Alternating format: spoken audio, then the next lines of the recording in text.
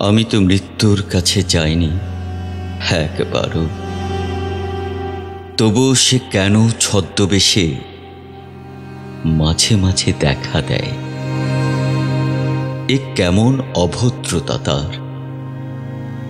যেমন নদীর পাশে দেখি এক চাঁদ খসা নারী, তার চুল মেলে আছে, অমনি বাতাসে ওড়ে নশ্বরতা।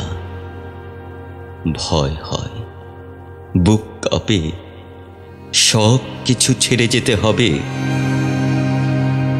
যখনই সুন্দর কিছু দেখি, যেমন ভোরের বৃষ্টি, অথবা অলিন্দে লঘুপাপ, অথবা স্নেহের মতো শব্দহীন ফুল ফুটে থাকে, দেখি মৃত্যু, দেখি সেই গোপন প্রণয়। ভয় হয়, বুক কাঁপে, সব কিছু দিয়ে যেতে হবে।